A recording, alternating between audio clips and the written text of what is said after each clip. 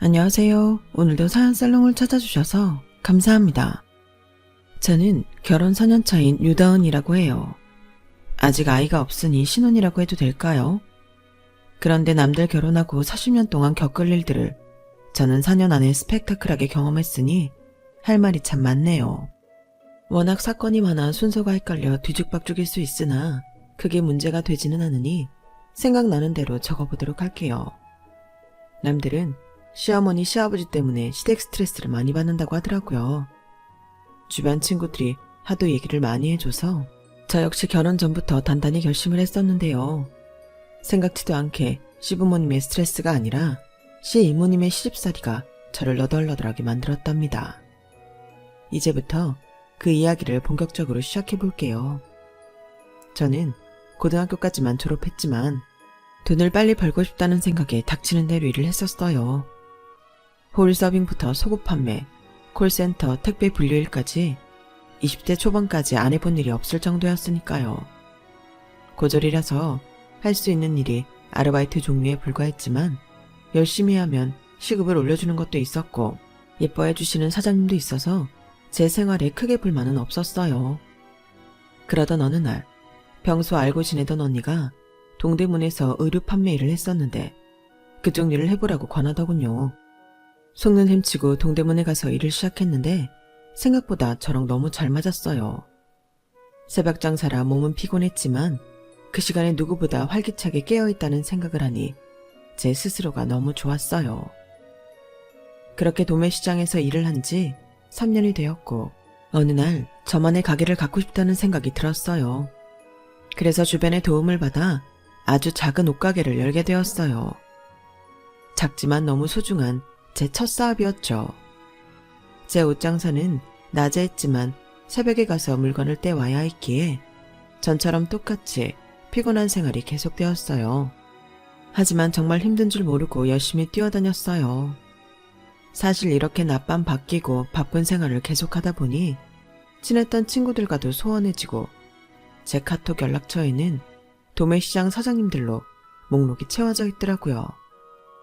유일하게 남은 제 베스트 프렌드가 있었는데 하루는 무슨 일이 있어도 자기 생일 파티에 꼭 오라며 초대해 주더라고요. 마침 다음 날이 한 달에 하루 아무것도 하지 않고 유일하게 쉴 수 있는 날이어서 일 마치고 꼭 가겠다고 약속을 했어요. 제가 가게 문을 닫고 생일 파티에 도착해보니 벌써 밤 10시더라고요. 친구는 와준 것도 고맙다며 자리에 앉히고는 술을 권했어요. 주변을 둘러보니 친구의 대학 동기, 직장 동료, 동호회 친구 등등 가리지 않고 자신을 축하해줄 사람들을 모두 불렀더라고요. 아는 사람이 딱히 없어서 구석진 자리에서 조용히 술잔만 기울이고 있었는데 친구가 제 앞에 저보다 더 늦게 온 한 남자를 앉혀주었어요. 다은아, 너보다 늦게 온 이 자식 네가 책임지고 술 좀 많이 먹여. 아, 왜 그래? 나도 야근하다가 온 거라고.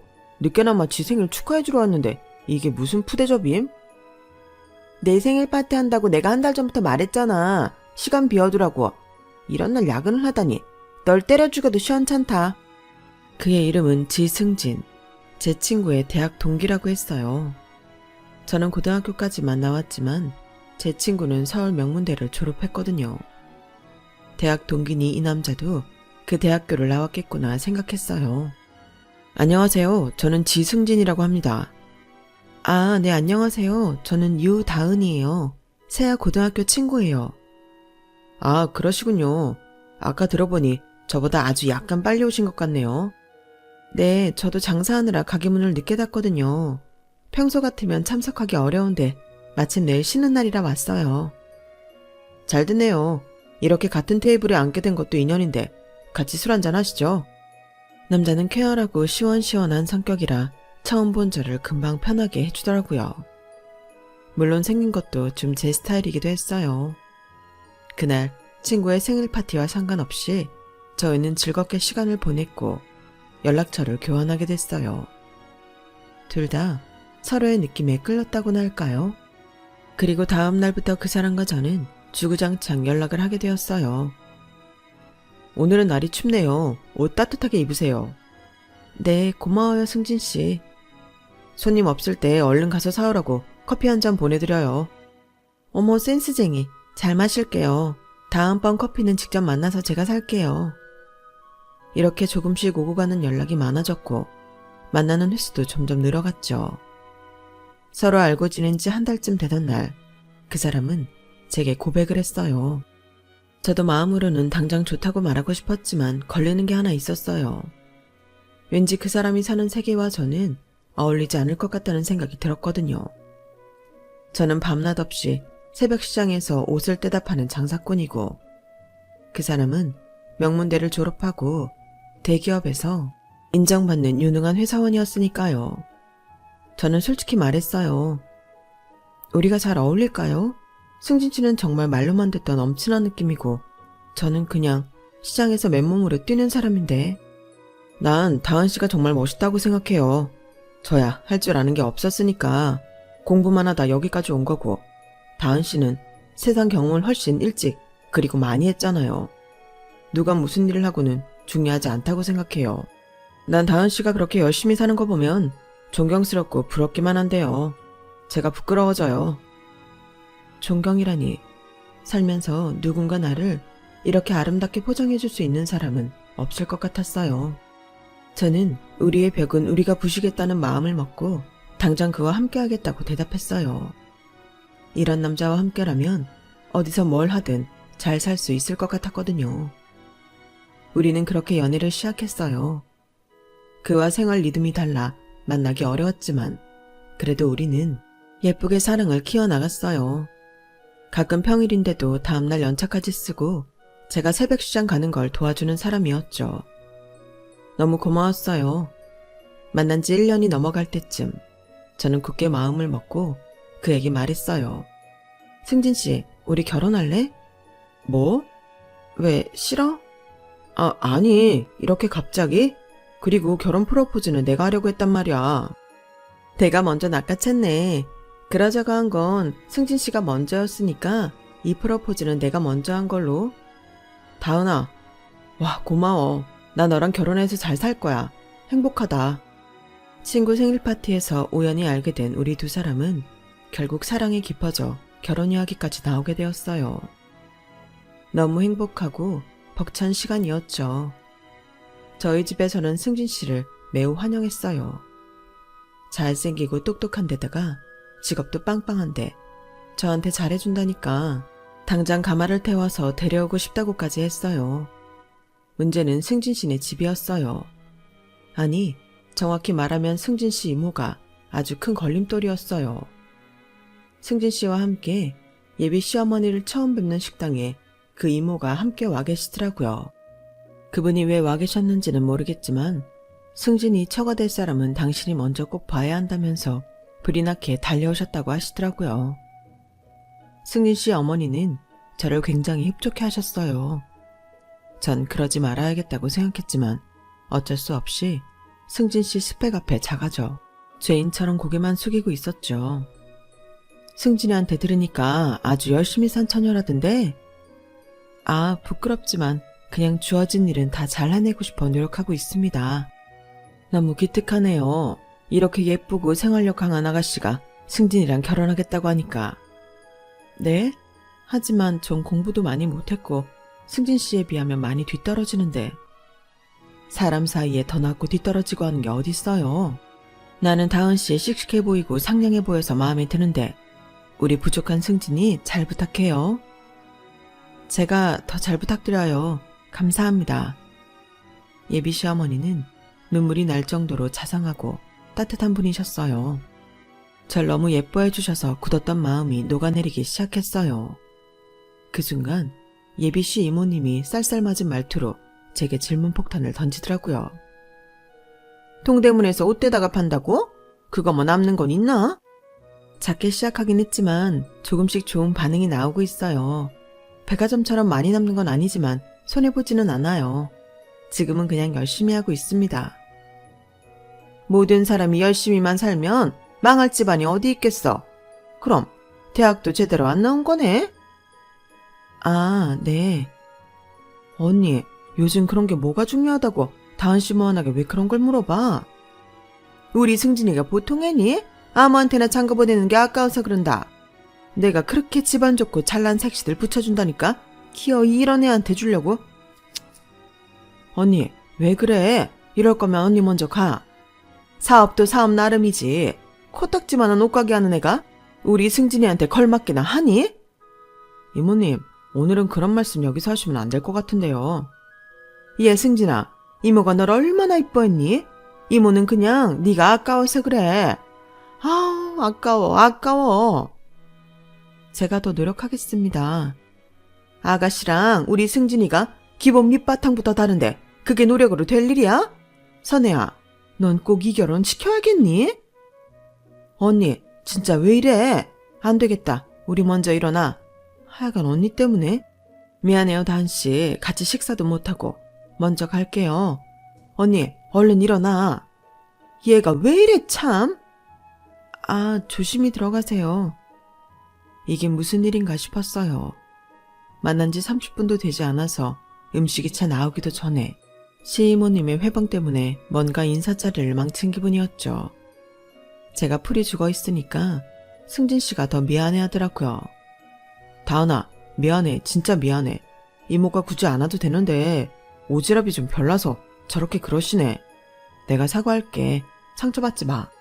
이모가 한 말 다 잊어버려. 아니야, 맞는 말 하셨는데 뭐. 그냥 어머님이랑 같이 식사를 못해서 좀 아쉽네. 난 괜찮아, 승진 씨. 우리라도 맛있게 먹고 가자.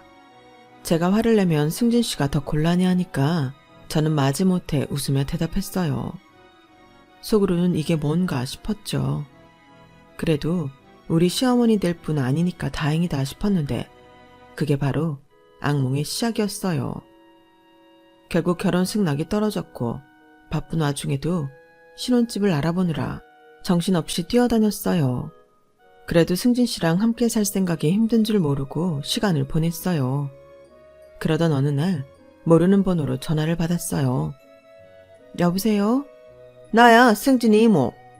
이모님, 안녕하세요. 어쩐 일로 전화를 다 주셨어요? 내가 전화 못할 고생한 건가? 아니요. 제 말은 차원 전화 주시는데 무슨 특별한 용건이 있으신가 해서요. 선혜한테 듣자하니 무슨 혼수도 어영부영, 예물도 어영부영 커플링 하나로 퉁치기로 했다면서? 예단은 뭐 생각도 안 하고? 아, 그건 승진 씨랑 상의해서 그렇게 하기로 했어요. 우선은 집이 급하다 보니까 다른 돈 들어가는 걸 최소한으로 하고 집 대출을 최대한 적게 받자고 한 거예요. 태학을 안 나와서 그런가? 아무리 그래도 기본이라는 게 있는 건데 그게 무슨 결혼이야? 애들 소꿉놀이 하는 거지. 내가 우리 승진이 그렇게 보내려고 한 게 아닌데? 어머님도 저희 의견 듣더니 괜찮다고 하셨고 해서. 선혜 걔가 워낙 착하니까 말을 못한 거지. 시집 오는데 시어머니 이불도 좀 새로 해드리고 우리 형제자매도 선혜랑 나 둘밖에 없는데 우리 집 수저 정도는 바꿔줘야 되는 거 아니야? 참 사람 치사하게 이렇게 내 입으로 말하게나 하고. 네? 제가 거기까지는 생각을 못했습니다. 그러니까 내가 지금 가르쳐 주잖아. 알아서 싹싹하게 하는 눈치가 없는 것 같아서 내가 지금 알려주는 거라고. 알았어? 요즘 세상에 시어머니가 이런 요구를 했어도 어이없을 텐데 시이모가 나서서 조카 며느리한테 이러다뇨. 얘 이상 전화를 끊을 수는 없고 그냥 얘만 하다가 통화가 끝났어요. 어안이 벙벙하더군요. 바로 승진 씨에게 연락해 말하니 또 쩔쩔매며 사과만 연신할 뿐이더라고요. 아 진짜 이모 왜 그러시지? 기분 상하게 해서 미안해. 입이 10개라도 모자라지만 내가 대신 사과할게. 이모가 한 혼순이 예물이니 한 말 다 잊어버려. 내가 직접 전화드려서 다시는 그러지 말라고 할게. 어머님도 이모님이 이러는 거 알고 계시나? 어느 정도는. 사실 이모 이것도 병이야. 욕심이 정말 많거든. 원래 그러신 분이구나. 승진 씨가 자세히 말해준 시이모의 정체는 더 충격적이더군요. 위로 큰언니 박선자, 둘째 언니 박선정, 그리고 시어머님 박선혜, 이렇게 세 자매 집안인데요. 작은 언니가 몇 년 전 오랜 지병을 앓으시다가 돌아가셨다고 해요. 시어머님이 원래 작은 언니랑 훨씬 애틋해서서 돌아가신 다음 많이 힘들어하시고 슬퍼하셨다고 해요. 그 와중에 세 자매 중 유일하게 결혼을 안 해 자식이 없는 작은 언니의 사망보험금을 큰 언니가 혈안이 되어 독식하는 바람에 정이 떨어져 연락을 끊고 살았다고 하더라고요. 그러다 혈연이라고는 이제 2 자매만 남았는데 남은 여생 쓸쓸하게 보내지 말라고 승진 씨가 엄청 노력해 다시 2분을 이어드렸다고 하더라고요. 그런데 승진 씨도 본인이 그때 그렇게 한 게 실수였대요.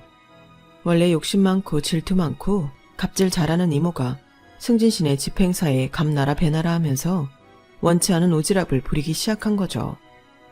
그렇다고 다시 2 자매가 싸우고 손절할 수도 없어 이러지도 저러지도 못하는 와중에 제가 등장했던 거고요. 시이모의 특징을 알고 나니 무섭더라고요. 앞으로는 얼마나 더 나한테 싫은 소리를 할까. 절대 책 잡힐 일은 하지 말아야지 싶었어요.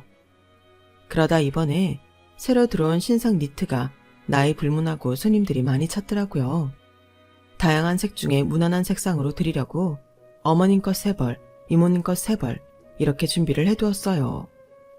승진 씨를 통해 선물을 전달해드렸고 어머님이 너무 곱고 예쁘다며 전화를 주셨죠. 이모님한테는 기대도 안 했지만 당연히 전화는 없었고요. 그러다 결혼식 1달 전쯤 집에 와서 밥 먹자며 시이모의 호출이 있었어요. 물론 어머님 승진 씨 모두 함께요. 결혼 전에 또 한 소리하고 꼬투리를 잡을 건가 보다 하고 미리 도닦는 마음으로 시이모님 집을 방문했어요. 안녕하세요 이모님. 빈손으로 왔니? 아니요, 과일 좀 가져왔어요. 다은이가 과일 고르느라 신경 엄청 많이 썼어요. 요즘 세상에 과일 못 먹고 사는 사람 있니? 신경 써봤자지. 승진이 넌 벌써 마누라 편이야? 편은 무슨, 언니 또 시작이다. 우리 며느리가 주는 거 제발 곱게 좀 받으셔. 며느리는 무슨, 식장 들어갈 때까지는 모르는 거지. 속으로 생각했죠. 아, 또 저렇게 갈구려고 부른 거구나. 착한 승진 씨랑 어머님 생각해서 내가 꼭 참자 하며 끓어오르는 분노를 삭히고 있었어요. 그때 시이모가 키우는 강아지 캔넬에 익숙한 게 보이는 거예요. 세상에, 제가 선물로 준 니트 3벌이 거기 들어가 있더군요. 언니, 이거 내 거랑 똑같은 니트네. 이거 우리 다은이가 준 거지? 그런데 이게 왜 여기 있어? 도통 뭐 입을 오셔야 말이지. 그래도 겨울 니트길래 봉고 추울까봐 깔아줬어. 언니, 아무리 그래도 다은이가 언니 입으라고 선물 준 건데 그걸 어떻게 강아지 집에 깔아? 그거야 받는 사람 마음대로 하는 거지. 강아지를 깔아주던 노숙자를 갖다 주던. 언니, 이모. 와, 정말 충격과 공포였어요. 그냥 욕심만 많은 게 아니라 사람 무시하고 굴욕 주는데 타고난 재주가 있으신 분이구나 싶었어요. 이날은 승진 씨고 뭐고 저 밉상 아줌마 머리를 잡아 흔들고 싶더라고요. 제가 못 참고 눈물을 뚝뚝 흘리자 어머님과 승진 씨는 놀라서 시이모한테 뭐라고 한 소리 하더군요. 시이모는 끝까지 자기는 잘못한 것 없다는 태도로 일관했고 어머님이 급하게 저와 승진 씨를 끌고 그 집에서 나왔어요. 아, 저 언니가 자기 집에서 저녁 먹자고 했을 때 내가 알아서 거절했어야 하는데 미안하다 다은아. 이모 도대체 왜 저래? 옛날에 형수들한테 그렇게 했으면 됐지. 내 와이프 될 다은이한테까지 왜 이러는 거야? 그러게 말이다. 저 이모는 그냥 다은이랑 안 보고 지내는 게 낫겠어. 우리 언니지만 정말 저 신부는 알다가도 모르겠단 말이야. 형수들이라니? 저 이모 아들 2이 있는데 같이 식당 사업해서 돈 좀 벌었단 말이야. 2 다 결혼도 했고. 그런데 언제부터인가 이모가 형수들을 괴롭힌 건지 뭘 한 건지 2분 다 앞다투어 이혼하셨어. 말은 안 해도 형들이 잘못해서가 아니라 이모가 이혼시킨 것 같아. 뭐 아무 말을 안 하니 우리끼리 추측이긴 하지만. 그런 얘기 다은이가 들어서 좋을 게 뭐가 있니? 아무튼 미안해 다은아. 같은 식구 되어서도 저 언니랑 너랑 최대한 마주칠 일 없게 만들게. 전화번호도 그냥 차단해버려. 하지만 사람 일이 뭐 뜻대로 되나요? 그 시이모와의 악연은 정말 쉽게 끊어지지 않더군요. 결혼식이 5일 남은 날이었어요. 다은아. 왜 그래? 무슨 일 있어? 나 지금 병원 가는 중이야. 뭐, 왜? 다쳤어? 나 말고 엄마. 방금 연락받았는데 횡단보도 건너다 차가 들이받은 것 같아.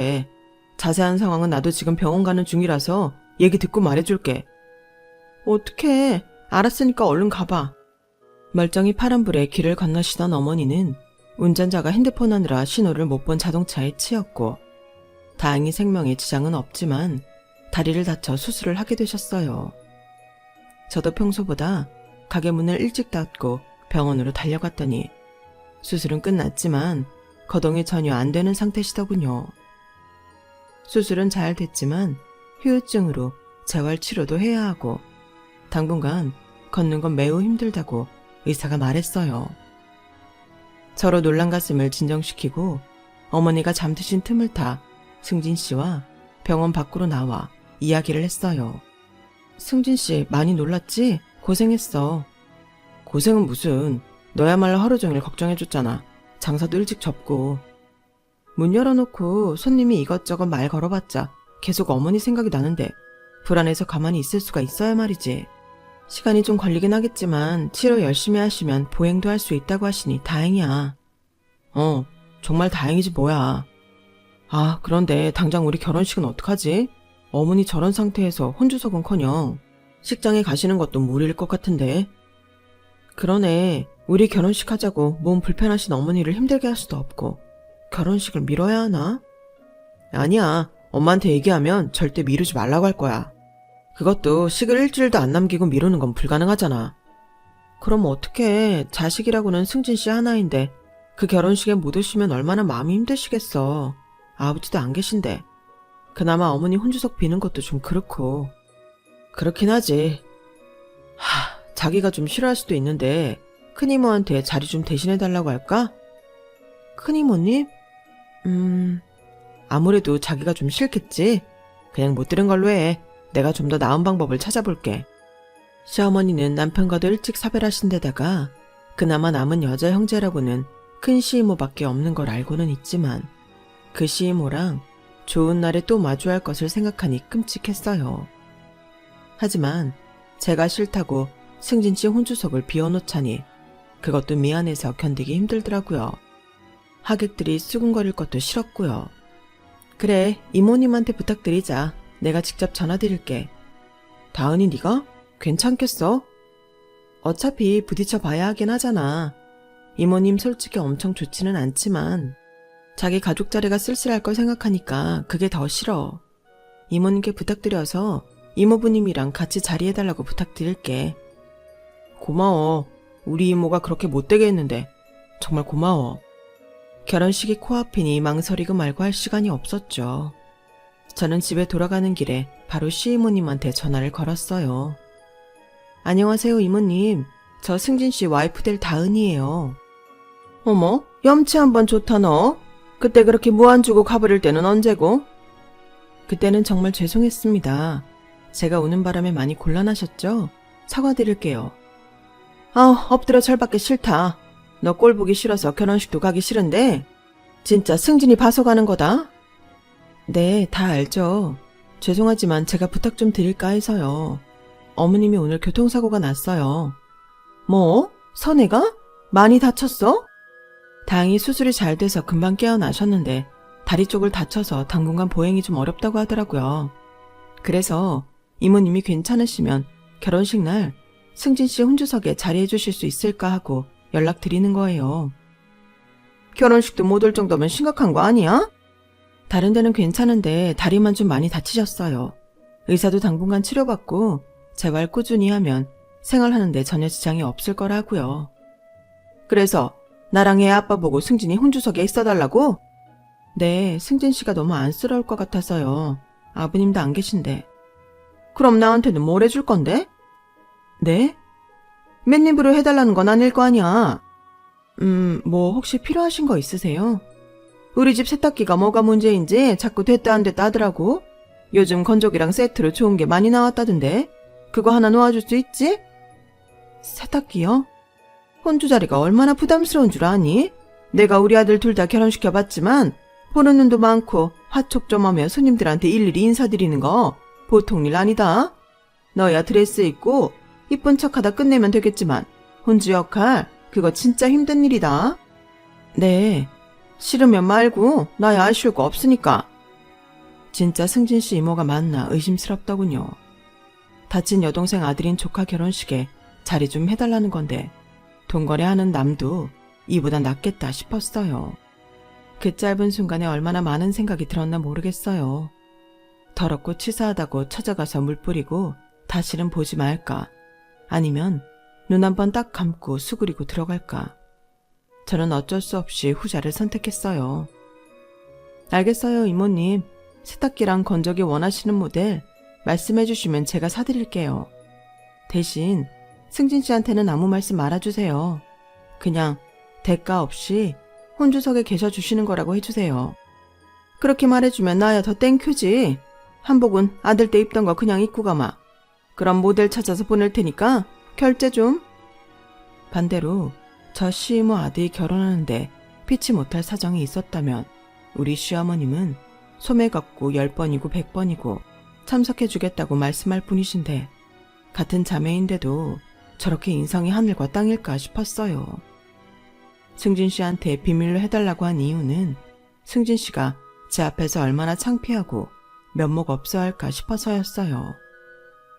저런 못난 이모에게라도 대리로 앉아 있어달라고 하는 자기 자신에 화를 낼 것 같아 그랬던 거였어요. 그까지 세탁기 사주면 그만이지. 제 남자 자존심에 상처내고 싶지 않았거든요. 결혼식 날이 돌아왔고 뻔뻔한 시이모는 저를 보며 실실 웃더군요. 좋은 날 저도 인상 찌푸리기 싫어 눈이 마주치고 웃어 보였지만 속으로는 아주 천불이 났었죠. 아무것도 모르는 승진 씨는 마냥 좋아했고 그 모습을 보니 이렇게라도 그가 외롭지 않은 결혼식이 되어서 다행이라고 생각했어요. 다은아, 우리 이모한테 직접 전화해서 그런 어려운 부탁해줘서 고마워. 응? 아니야. 당연히 해야 되는 일인데 뭐. 이모님이 자리해주셔서 병원에 계신 어머님도 좀 한시름 놓으시겠지? 그럼 좀 전에 엄마랑 통화했는데 그렇게라도 돼서 다행이라고 하셨어. 승진 씨랑 어머님이 좋다면 나도 좋아. 전 쓰린 속을 감추며 무사히 결혼식을 마쳤어요. 대신 앞으로 승진 씨와 행복한 결혼 생활에 꿈이 부풀어 있었죠. 저런 비상식적인 시이모까지 견뎌내며 결혼까지 온 건 순전히 저만 바라봐주는 승진 씨와 절 아껴주시는 시어머니가 계셨기 때문이죠. 아픈 어머니를 두고 갈 수 없어 저희는 신혼여행도 위약금까지 물어가며 취소했어요. 그래도 하나도 아깝다는 생각이 들지 않았어요. 오히려 어머니가 너무 미안하다며 눈물까지 흘리시더라고요. 반대로 시이모의 그 뒤 행동은 더 가관이었어요. 신혼여행을 갈 때 승진 씨 모르게 면세점에서 명품 가방을 하나 사다 달라며 저한테 몰래 연락을 해왔더라고요. 승진 씨한테 비밀로 해달라고 했던 것을 빌미로 끝까지 추잡스럽게 굴더군요. 같이 가는데 어떻게 가방을 승진 씨 모르게 사요? 넌 참 머리가 나쁘구나. 네가 쓸 거라고 하면 되지. 그리고 나중에 다른 사람 줬다거나 잃어버렸다고 하면 되는 거지. 이런 것까지 내가 일러주리? 정말 입 아프다, 입 아파. 이모님, 진짜 끝까지 너무 이러시는 거 아니에요?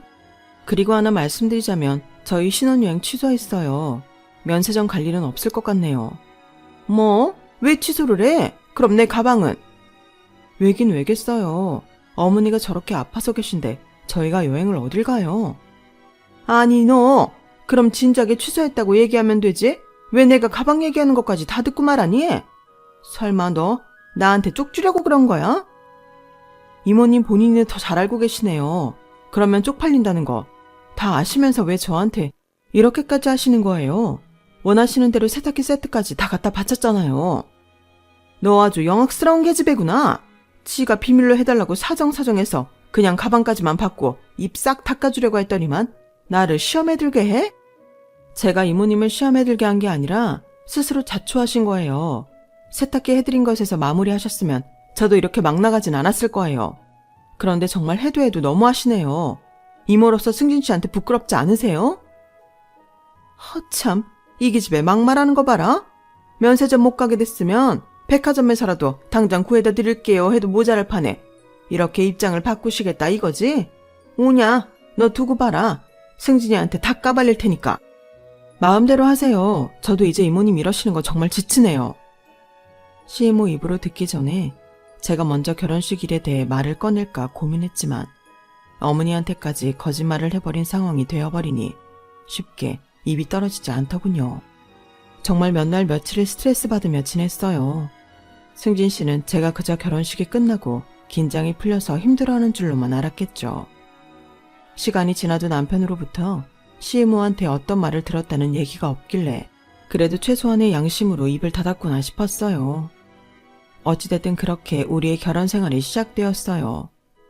결혼한 이후로 승진 씨는 회사에서 더 인정받아 높은 직급을 얻었어요. 저 역시 가게가 잘 되기 시작하면서 혼자 감당하기 힘들어 직원까지 고용하는 상황이 되었죠. 심지어 장사가 너무 잘 돼 확장 이전도 하고 입소문 타 손님이 더 많아져 인터넷 판매까지 더해 매출은 천정부지로 올랐어요. 어렵게 시작한 우리에게 좋은 일이 매일 일어나는 느낌이었어요. 그러던 어느 날 남편과 간만에 한가로이 주말에 게으름을 피우고 있을 때였어요. 남편의 휴대전화가 울렸어요. 방에 들어가 한참 만에 통화를 마친 남편은 아주 심각한 얼굴로 말하더군요. 누군데 전화 끊고 그렇게 안 좋은 얼굴이야? 상조영. 시이모님 큰아들? 사촌 아주버님? 그런데 얼굴이 왜 그래? 상조영이랑 한조영이 이모를 정신병원에 입원시켰다고 하네. 이모님을? 갑자기 왜? 그간 여러 가지 사건이 있었나 보더라고. 아들 둘이 하는 식당 빼고 다른 곳은 다 망했으면 좋겠다면서 배달시켜서 고의로 이물질 넣고 리브 테러하고 그랬나 봐. 그런데 그게 한두 번이 아니라 가게마다 번갈아 가면서 그래서 결국 걸렸대. 뭐? 그게 있을 수 있는 일이야? 간혹 형들 음식에 대해 불만 제기하는 사람들이 있으면 끝까지 주소 알아내서 온갖 쓰레기고 똥물이고 페인트고 칠갑을 해놓기도 하고. 아휴, 말도 안 돼. 한동안 식당 이모들이나 아르바이트생들이 자주 바뀔 때가 있었는데 알고 보니 이모가 엄청 갑질해서 그만두게 만들었나 봐. 게다가 두 형 모두 얼마 전에 이혼한 전 와이프들을 만났었는데 결혼 생활할 때 이모가 형수들한테 했던 시집살이가 그냥 제정신으로 할 수 있는 것들이 아니더래. 도대체 무슨 짓을 했길래 그래? 거짓말로 두 형수 모두 바람났다고. 남편들은 식당 일로 바쁜데 집에까지 남자나 끌어들이고 그랬다고. 심지어 온 동네 다 소문내서 장 보러 가면 손가락질 받게 하고 그랬대.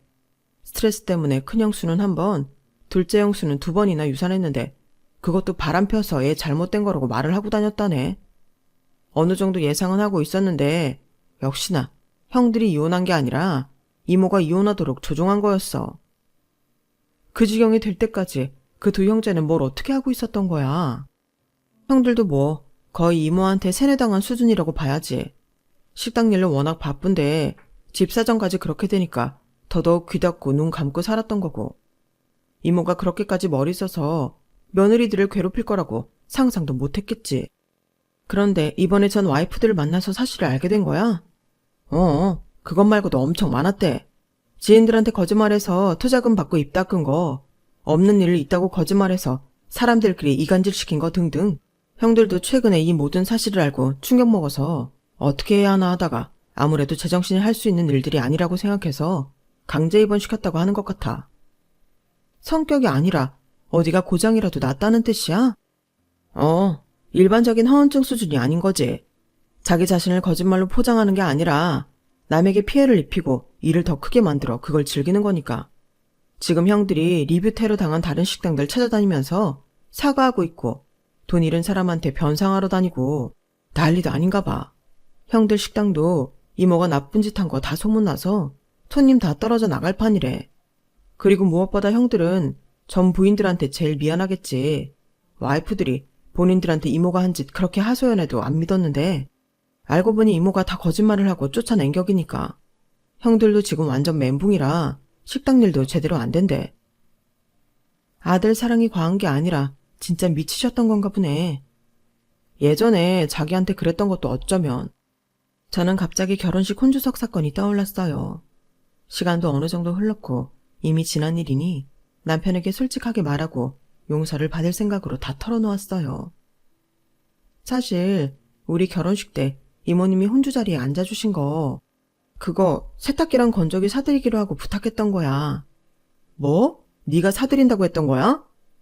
아니, 이모님이 먼저 거기에 앉아있는 대가로 사달라고 하셨거든. 안 사주면 앉을 이유도 없다시면서. 그럼 이모가 너한테 거래를 한 거네? 그런데 왜 나한테 말 안 했어? 우리 엄마가 돌아가신 것도 아니고 아파서 못 오신 건데. 그땐 그냥 내가 자기 쓸쓸해 보이게 하기 싫었거든. 아버님도 안 계신데 혼주 자리 둘 다 비면 사람들 뒤에서 얘기하는 것도 신경 쓰일 테고 자기 자존심 지켜주고 싶어서 그랬어. 미안해 말 못해서. 그런 일이 있었구나. 와, 이모는 결혼식 끝나고 나한테 다른 말 했었는데. 뭐라고 했는데? 네가 이모한테 혼주 자리에 앉아달라고 말하고는 그날 고맙다는 인사 한 번 안 했다고.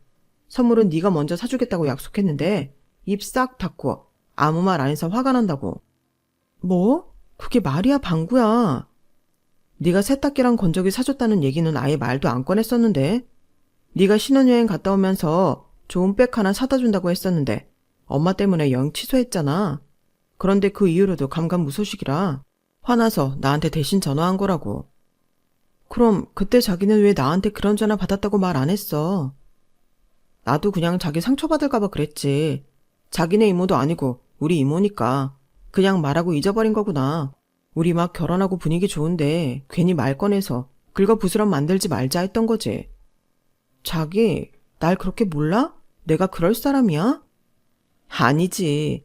그래서 사실 나중에 내가 이모한테 미안하다고 사과하고 백 하나 사드렸어.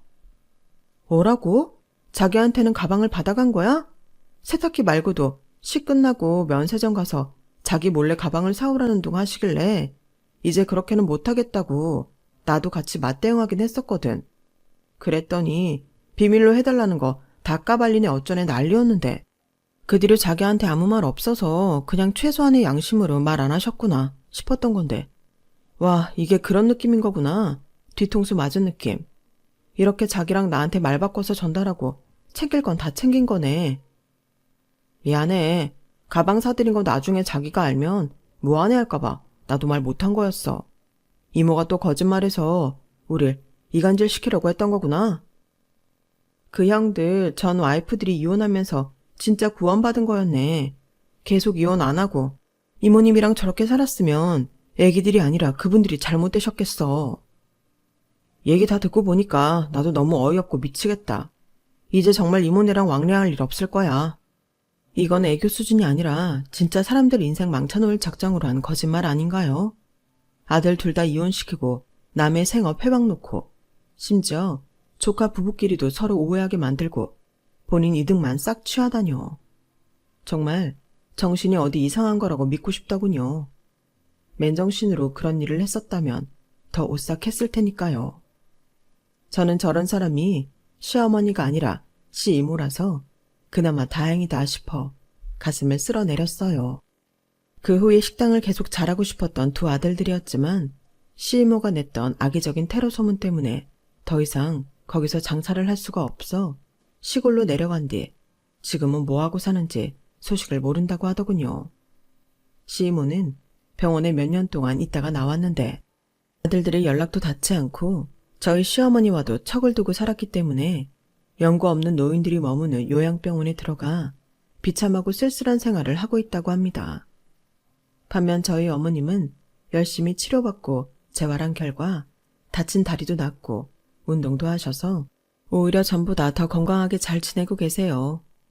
이제 저희는 이세 계획을 세워서 진정한 가족이 되기 위해 노력 중이에요.